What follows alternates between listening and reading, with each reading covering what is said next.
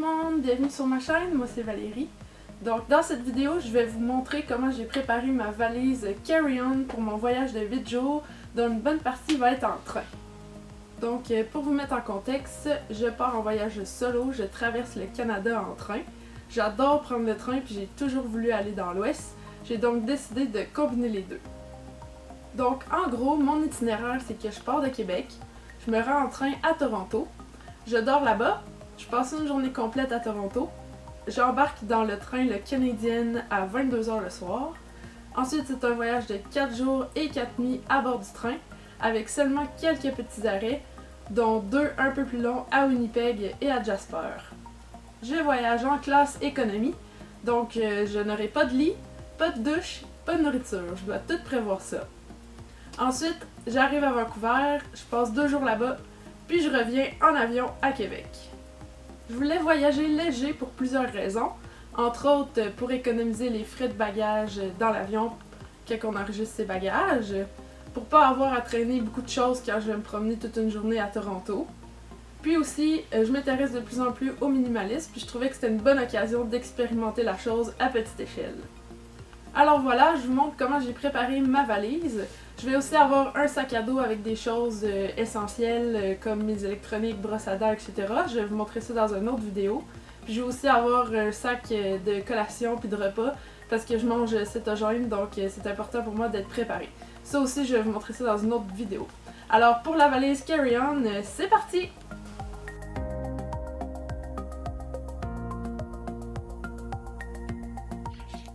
Alors, la première étape, c'est le sac de toiletterie. J'ai acheté celui-là chez Muji à Toronto. Il y a un petit crochet, puis il est vraiment tout petit, vraiment pratique. Alors, je mets quelques plasters pour les blessures et des élastiques dans la petite pochette. Voilà. Le shampoing sec, j'aurai pas accès à la douche dans le train. Shampoing revitalisant pour quand je vais arriver à Vancouver à l'auberge de jeunesse. Je vais me laver les cheveux, ce sera bien mérité. Mon savon pour le corps que je place à côté. Ensuite, ce petit sac transparent pour mettre les liquides. Pour mon retour, je vais prendre l'avion, donc on est obligé de mettre ça là-dedans. Un mini déodorant, au concombre, le Dove. Mini rasoir qui fonctionne aussi sans eau. Ce serait vraiment pratique dans le train parce que je sais pas trop les salles de bain vont avoir l'air de quoi. Ça, c'était un petit nettoyeur pour le visage. Des Q-tips pour se nettoyer les oreilles. Alors là, j'ai fait un peu de place pour ça. Réorganisation. Des BB wipes pour se nettoyer. Sans douche, c'est très pratique, effectivement. Là-dedans, je vais mettre des pilules comme Gravol, mélatonine pour m'aider à dormir dans le train. Et des lingettes démaquillantes pour le visage également. Il en faut pour toutes les parties du corps. Voilà, ça ferme très bien comme on peut voir. Pas du tout besoin de forcer. Il y a plein d'autres pochettes, mais je les ai pas vraiment utilisées. Là, il y en a une derrière, comme vous pouvez voir.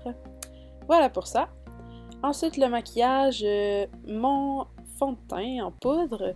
Dans ça, il y a mon ombre à paupières, mon ombre à sourcils, un hydratant pour le visage, 3 petits pinceaux pour fond de teint, ombre à paupières et sourcils. Ensuite, mon cache-cerne de MAC que j'adore.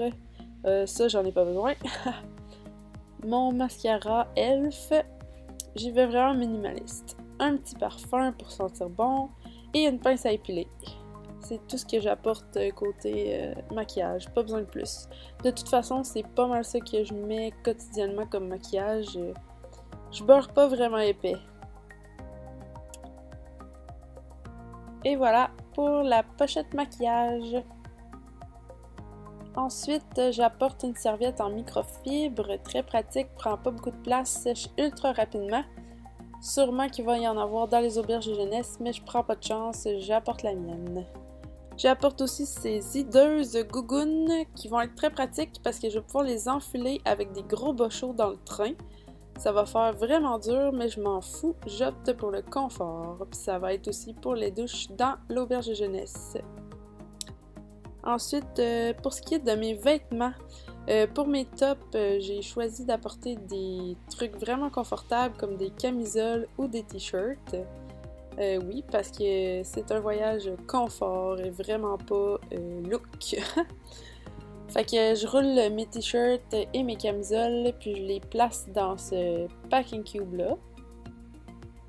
Qu'est-ce qui est vraiment important pour les vêtements si on veut économiser de l'espace, c'est de prendre des morceaux qui vont tous bien ensemble.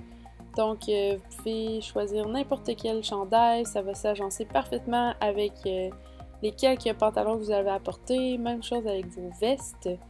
Donc moi je suis restée dans les teintes de noir, gris, un peu de couleur avec du mauve et du rose. Mais de toute façon, quotidiennement aussi, je m'habille pas mal souvent en noir avec des jeans, donc ça va quand même bien de ce côté-là pour faire mon choix de vêtements.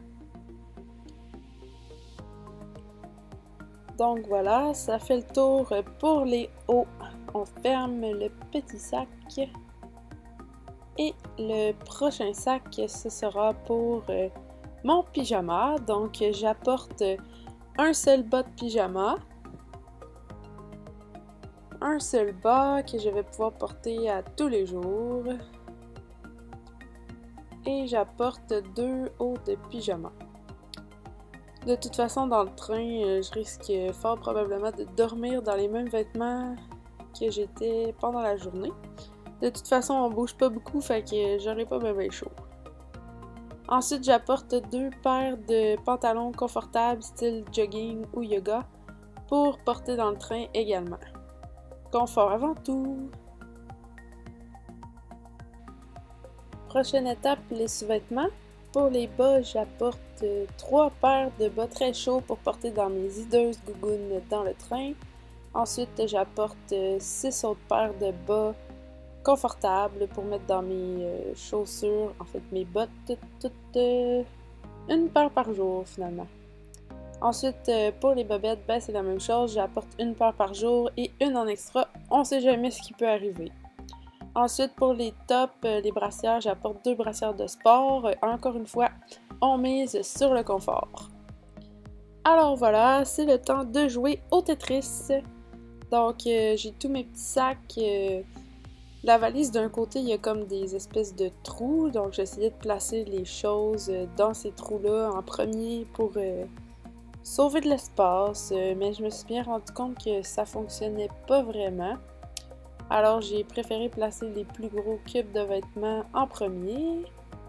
Puis après ça, remplir les trous avec les autres petits sacs. Mais bon, c'est ça. C'est vraiment un jeu de Tetris. J'ai placé un petit tête d'oreiller de ce côté-là. Ça va me servir si jamais j'ai besoin de plus de confort. Je vais mettre des vêtements dedans, puis ça va me faire comme une deuxième oreiller. Ou sinon, ça peut me servir de sac pour les vêtements sales. Puis j'apporte une boîte de tampons aussi. Étant une fille, on sait jamais quand ça peut se produire. Puis c'est pas le temps, quand t'es dans un train pendant 4 jours sans sortir, de te mettre à chercher des tampons ou des serviettes sanitaires auprès de tes amis de train que tu connais pas vraiment. Puis un cadenas pour l'auberge de jeunesse. Et un extra, parce qu'il me reste de la place, une couverte très douce et très confortable.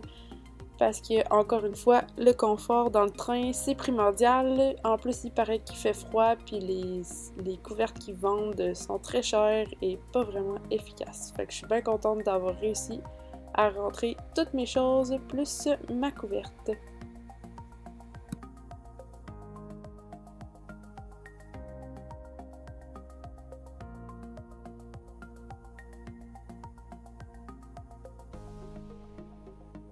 Voilà, ma valise est prête. N'oubliez pas de regarder mes autres vidéos pour mon sac à dos et mon sac de repas. Si vous avez aimé la vidéo, n'oubliez pas de liker, commenter et vous abonner. Vous pouvez aussi appuyer sur la petite cloche pour ne rien manquer. Merci, à la prochaine!